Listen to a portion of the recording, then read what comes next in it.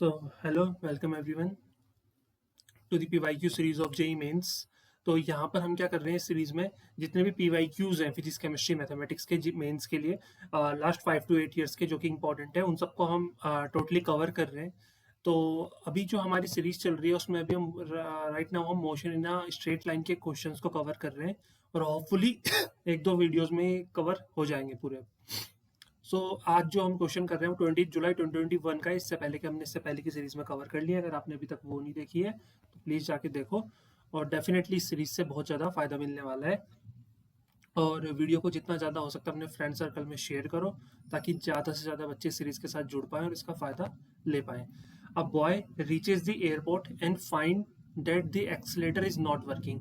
तो एक लड़का है जो एयरपोर्ट पर जा रहा है और देख रहा है कि जो एस्केलेटर होता है वो काम नहीं कर रहा है। तो ही walks up the stationary accelerator in the time t1।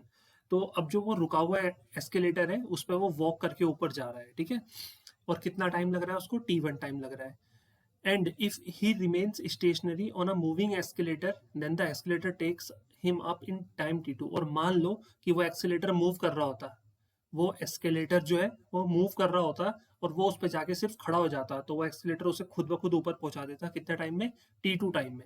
अब थर्ड केस वो बोल रहे हैं, मान लो एक्सीलेटर भी मूव कर रहा है और लड़का उस पर चल भी रहा है, मतलब दोनों चीजें हो रही है। वो एक्सकेलेटर भी मूव कर रहा है ऊपर की तरफ और लड़का उस पर वॉक भी कर रहा है, मतलब वो भी एक से दूसरे स्टेप पे जा रहा है। तो यहाँ पे दोनों चीजें हो रही है। तो अब कितना टाइम लगेगा उसको ये सब करने में? देखो, दो अलग अलग केसेस लेके चलते हैं। सबसे पहला केस लेते हैं कि जब एक्सीलेटर जो है वो रेस्ट पे है, एक्सीलेटर जो है वो रेस्ट पे है। तो when escalator is at rest, is at rest, और लड़का सिर्फ खाली मूव कर रहा है, तो वेलोसिटी ऑफ जो बॉय है विद रिस्पेक्ट टू एस्केलेटर, ठीक है, विद रिस्पेक्ट टू एस्केलेटर ये कितनी हो जाएगी? Distance upon time. तो डिस्टेंस एल मान लेते हैं जो उसे कवर करना है और टाइम लग रहा है t1। सेकेंड चीज, सेकेंड हम बोलते हैं कि अब एस्केलेटर जो है वो मूव कर रहा है। तो व्हेन एस्केलेटर इज मूविंग, अब एस्केलेटर मूव कर रहा है तो उस केस में जो वेलोसिटी ऑफ एस्केलेटर होगी, क्योंकि बॉय की वेलोसिटी तो वही होगी जो एस्केलेटर की है क्योंकि वो उस पर खड़ा हुआ है, सिंपल। तो वो हो जाएगी एल अपॉन t2, क्योंकि डिस्टेंस तो उतनी ही कवर करेगा ना एल। अच्छा, अब दोनों ही मूव कर रहे हैं, when both are moving, both are moving, escalator भी ऊपर की तरफ मूव कर रहा है और उस पर जो लड़का है वो खड़ा हुआ नहीं उसके ऊपर, वो भी चलना शुरू कर दे रहा है। चलते हुए एक्सीलेटर में भी वो चल रहा है। तो basically velocity of boy with respect to क्या निकालनी पड़ेगी यहाँ पे? क्या बोल रखा है? The time taken by the work, ठीक है, तो ग्राउंड के रिस्पेक्ट में निकालते हैं। तो ये किसके बराबर आ जाएगा? दोनों की वेलोसिटी को हम क्या करेंगे? ऐड कर देंगे, प्लस वेलोसिटी ऑफ एस्केलेटर। तो कितना आएगा? L upon t1 plus L upon t2। समझ में आ रहा है? तो ये हमारा आ गया। अब हमें टाइम निकालना है, तो टाइम क्या होता है? Distance upon speed, velocity of boy with respect to ground. तो डिस्टेंस तो एल है और velocity of boy with respect to ground कितना है? एल कॉमन ले लो, यहाँ से एल कॉमन लेंगे तो ये आएगा 1/t1 प्लस 1/t2। एल से एल कैंसिल हो जाएगा और ये 1/t1 प्लस 1/t2 का एलसीएम लो और t1 t2 को ऊपर भेज दो। तो ये कितना आ जाएगा? t1 t2 और अपॉन में कितना आएगा? t1 plus t2। तो ये जो है हमारा टाइम आ गया जब दोनों के दोनों क्या कर रहे हैं? मूव कर रहे हैं। सो आई होप इतना समझ में आ गया होगा, ठीक है। कौन सा ऑप्शन सही हुआ? ऑप्शन नंबर सी जो है यहाँ पे हमारा ये करेक्ट हो गया।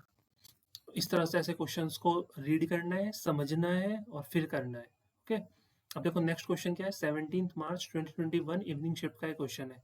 क्वेश्चन क्या कह रहा है कि the velocity of a particle is v is equals to v naught plus gt plus ft square. Its position is x बराबर 0 एट t बराबर 0। जब टाइम 0 है तो पोजीशन भी उसकी 0 है। Then its displacement after time t is equals to 1 will be तो जब टाइम हमारा 1 हो जाएगा तो उस केस में उसकी डिस्प्लेसमेंट कितनी होगी? देखो, सबसे पहली चीज तो ये है ना, जब डिस्प्लेसमेंट निकालनी है तो सबसे पहले हमें क्या करना पड़ेगा? डिस्प्लेसमेंट का फॉर्मूला तो चाहिए ना।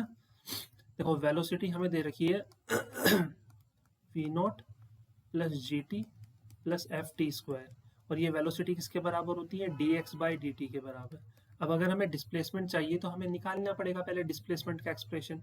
तो यहाँ से अगर मैं dx निकालना चाहूँ तो वो किसके बराबर आ जाएगा, वो आ जाएगा v naught plus G T plus F T square और इंटू डी टी इसके।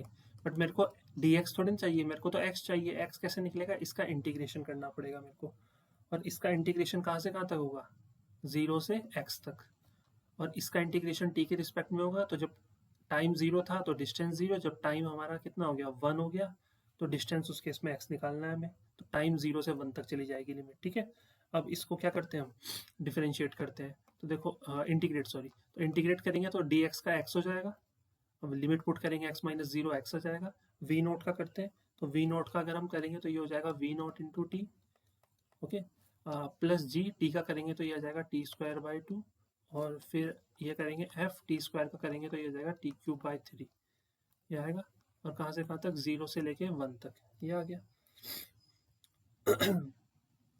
अब इसको क्या करेंगे, अब हम इवेल्युएट करने की कोशिश करेंगे। तो x इज इक्वल्स टू, तो यहाँ पे पुट करो वैल्यू, तो 1 पुट करेंगे तो ये आएगा कितना, v naught plus G by 2 plus F by 3, ये आएगी वैल्यू, ठीक है। और माइनस 0 पुट करोगे तो ये टर्म 0 हो जाएगी। तो ये हमारी डिस्प्लेसमेंट आ रही है जब टाइम हमारा कितना हो जाएगा, 1 हो जाएगा। तो कौन सा ऑप्शन हमारा जो है एक्यूरेट हो रहा है, इसके हिसाब से ऑप्शन नंबर बी जो है वो हमारा एक्यूरेट आंसर आ रहा है। सो आई होप समझ में आ गया होगा। ऐसे क्वेश्चन में क्या करना होता है, जैसे हमें डिस्टेंस पूछ रखा है और एक्सप्रेशन हमें वेलोसिटी का दे रखा है, तो पहले वेलोसिटी की मदद से हमें डिस्टेंस निकालना है और फिर अपनी लिमिट पुट करनी है जो भी कंडीशन गिवन है क्वेश्चन में उसके अकॉर्डिंग, और हमारा आंसर आ जाएगा, ठीक है। तो ये 17 मार्च 2021